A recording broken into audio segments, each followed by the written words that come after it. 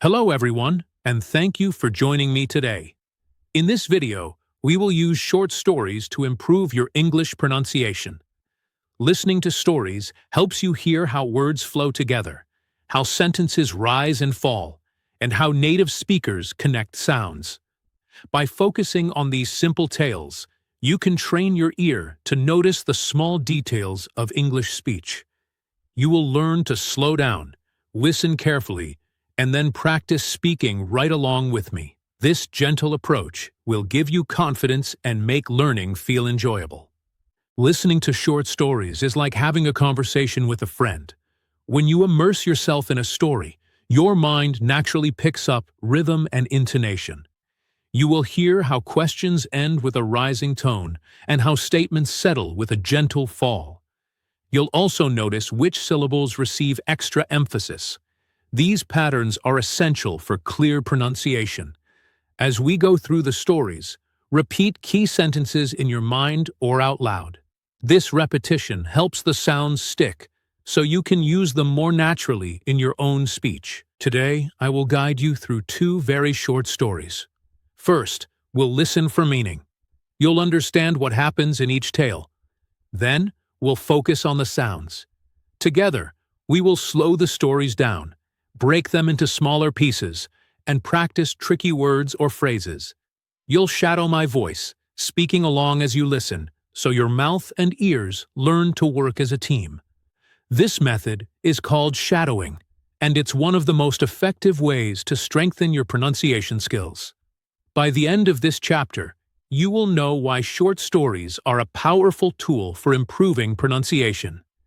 You will see how listening with purpose leads to better speaking. Remember, progress comes from small, consistent steps. With each practice session, your pronunciation will grow clearer and more confident. Now that we understand why listening to short stories helps, let's move into the main part, where we will explore practical strategies and listen to our first story together. In the introduction, we saw why listening to short stories can sharpen our pronunciation skills. Now we will explore 3 practical strategies as we hear our first very short tale. First, we will listen for meaning. Second, we will slow the story down to notice individual sounds.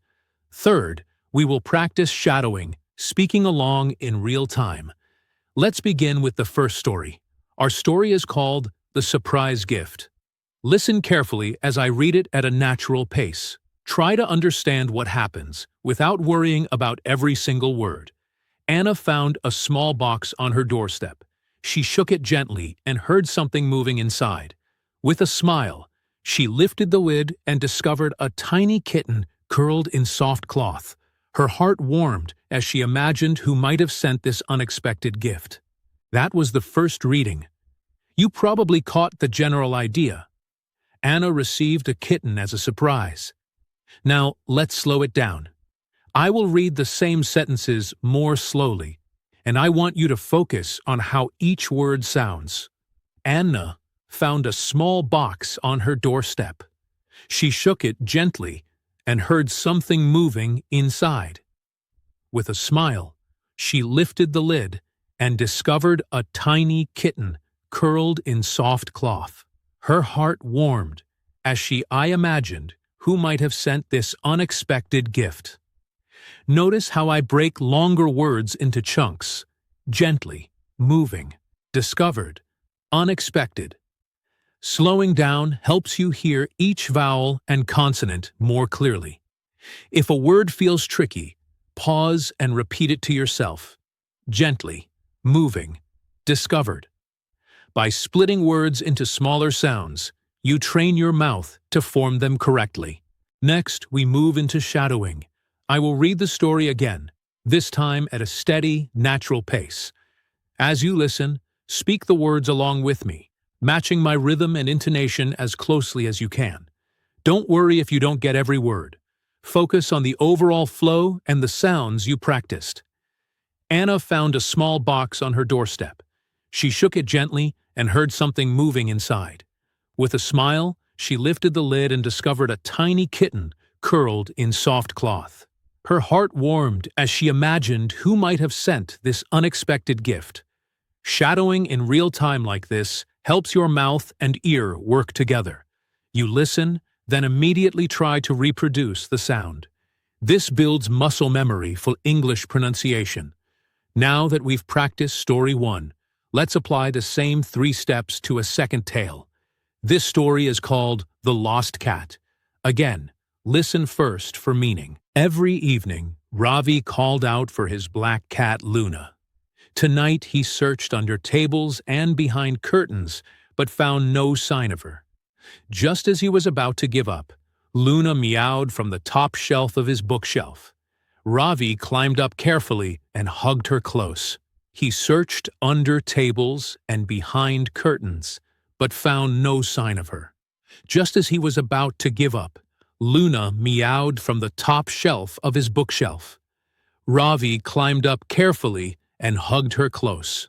Take note of endings like ing in evening, searched, and carefully, and the ed endings in searched and climbed. Slowing helps you hear whether you say searched or searched-ed, and whether climbed loses the B sound or holds onto it. Practice saying search-ed slowly, then bring it back to normal speed. Searched. Finally, let's shadow the lost cat at a comfortable pace. Speak along with me. Every evening, Ravi called out for his black cat, Luna. Tonight. He searched under tables and behind curtains, but found no sign of her. Just as he was about to give up, Luna meowed from the top shelf of his bookshelf. Ravi climbed up carefully and hugged her close. As you shadow, aim to match not only the individual sounds, but also the rise and fall of my voice. Notice how questions or surprises, like just as he was about to give up, rise slightly at the end. That lift adds emotion and clarity. By listening for meaning, slowing down to isolate sounds, and shadowing in real time, you build strong pronunciation habits.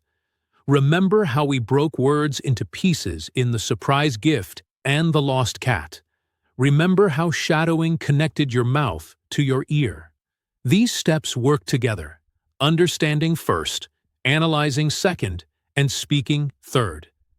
Building on the introduction, you now have concrete tools, meaning-focused listening, slowed pronunciation practice, and shadowing to carry into everyday study.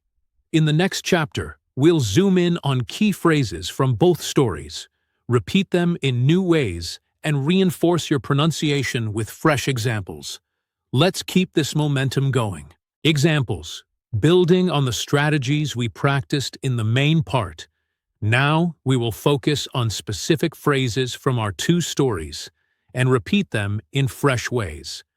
By zeroing in on these key lines, you will reinforce the sounds and rhythms you heard, making them easier to use naturally in your own speech. Each paragraph here highlights a phrase, models its correct pronunciation, and then shows you how to vary it so that you hear the same sounds in new contexts. First, let's revisit the opening line from The Surprise Gift. Anna found a small box on her doorstep. Notice how the A in Anna is quick, almost like Anna, and how found features the diphthong O that glides from aw to Say it with me now. Anna found a small box on her doorstep. Now try a slight variation. Anna found an old book on her doorstep. In this new sentence, the rhythm stays the same, and you still glide through found and link on her. Practice it twice. Anna found a small box on her doorstep. Then, Anna found an old book on her doorstep. Next, focus on she shook it gently. Here the sh sound in shook is whispered, and gently ends with that soft lie. Say it fully, she shook it gently. Notice how she and shook flow together with the same starting sound. Now change the object. She shook the jar gently. This variation keeps the gentle ending and strengthens your control of the J in jar. Repeat, she shook it gently. Then, She shook the jar gently. Now let's turn to heard something moving inside. The phrase heard something starts with an H sound that you exhale softly, and moving puts stress on the first syllable, move, with a clear oo vowel. Say the original. She heard something moving inside. Next variation, he heard someone calling outside. This time, heard someone keeps that heard so pattern, and calling gives you another chance on the ing ending. Practice both. She heard something moving inside. Then, he heard someone calling outside. Moving on to our second story. Every evening, Ravi called out for his black cat, Luna. Notice how evening has two syllables, evening, and Ravi's name has stress on the second syllable, Ra-vi. Say the line. Every evening, Ravi called out for his black cat, Luna. Then vary it. Every morning, Ravi looked for his small dog, Bingo. This change shifts to morning, but keeps the two-syllable pattern and lets you practice stress on the second syllable of Ravi. Repeat in full. Every evening, Ravi called out for his black cat, Luna, followed by, every morning, Ravi looked for his small dog, Bingo. Now focus on he searched under tables and behind curtains. The verbs searched and behind both end in a soft D sound, while tables and curtains have two syllables each. Say it. He searched under tables and behind curtains. Then try, she searched inside pockets and over cushions. This new phrase keeps the past tense searched and the two-syllable patterns, giving you more practice with soft D endings. Practice both. He searched under tables and behind curtains. Then she searched inside pockets and over cushions. Let's highlight one more from The Lost Cat. Luna meowed from the top shelf of his bookshelf. The word meowed is tricky, with me pronounced like me, and owed like owed, blending ow as in cow with a final D. Say it. Luna meowed from the top shelf of his bookshelf. Then vary. Bingo barked from the back door of his house. Even though barked is different, you'll practice the past tense and the sentence rhythm. Repeat. Luna meowed from the top shelf of his bookshelf. Then Bingo barked from the back door of his house. By repeating these phrases in slightly different forms, you not only reinforce the original sounds, but also learn how they fit into new contexts. This flexibility helps you use the patterns in real conversation rather than only in fixed sentences. Each time you vary a sentence, you strengthen your muscle memory for those challenging sounds. Let's do a quick, combined practice. First, say the original lines one after the other without variation. Anna found a small box on her doorstep. Every evening, Ravi called out for his black cat, Luna. Then immediately follow with your variations. Anna found an old book on her doorstep. Every morning, Ravi looked for his small dog, Bingo. Notice how your mouth moves from one pattern to the next, keeping the sounds clear. Next, combine the second pair. She shook it gently. He searched under tables and behind curtains. Then your variations. She shook the jar gently. She searched inside pockets and over cushions. Finally, try the third pair. She heard something moving inside. Luna meowed from the top shelf of his bookshelf. Then your two variations. He heard someone calling outside. Bingo barked from the back door of his house. As you cycle through these sets, pay attention to how your tongue and lips form each sound. Notice the difference between shook and shook, or between searched and searched. Feel how the slight shifts in vowels and consonants create the distinct English sounds. And each time you repeat, you reinforce the pattern until it feels natural. By focusing on these examples, you bring together everything from the main part: listening for meaning, slowing down to isolate sounds, shadowing in real time, and now varying phrases to deepen your understanding. These steps work as a complete cycle that you can use with any story, dialogue, or text you choose. When you practice this way, You are training both your ear and your mouth. Your ear learns to pick out the right sounds and rhythms, and your mouth learns to reproduce them accurately. As you repeat and vary, you'll notice that challenging words become easier, and your overall confidence will grow. This targeted practice of key phrases is a powerful way to make your pronunciation more fluent and natural. Now that we have practiced these examples thoroughly, in the final chapter we will recap everything you have learned and set you on a clear path to daily pronunciation practice. Keep this chapter's variations in mind. You can return to them anytime you need focused work on tricky sounds. Let's move to the conclusion to tie it all together. Now that you have practiced with 2 short stories and explored key phrases in different contexts, let's bring everything together. We began by understanding why listening to short stories helps your pronunciation.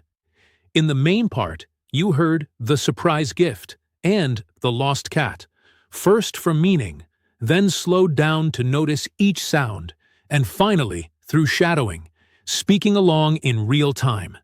In the examples chapter, you focused on important lines like Anna found a small box on her doorstep, and every evening, Ravi called out for his black cat, Luna, and then varied them to deepen your skills. Notice how these steps form a clear cycle. First, listen for meaning to connect with the story. Second, slow down to isolate tricky sounds. Third, shadow to build muscle memory. And fourth, vary phrases to reinforce flexibility. This cycle trains both your ear and your mouth.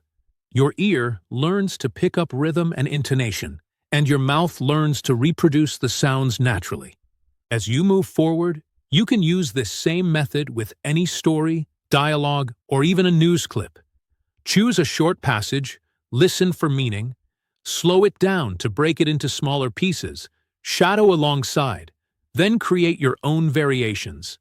This approach turns passive listening into active learning and helps you progress steadily. Remember that consistency is key. It's better to practice for a few minutes every day than to do a long session once a week. Even 5 minutes of focused listening and shadowing can make a big difference over time. Keep a notebook or a voice recorder handy so you can capture interesting sentences or phrases you come across. Then, use our 4-step cycle to work on them. Above all, be patient and kind to yourself. Pronunciation improves gradually, and small adjustments add up. Celebrate each success: a smoother oo sound in found, a clearer sh in shook, or a more natural rhythm in every evening Ravi called out for his black cat, Luna. Every step forward shows progress. Thank you for joining me in this listening podcast.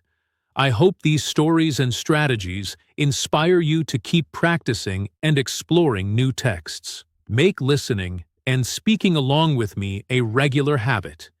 Every day, choose a short story, a podcast excerpt, or a news sentence.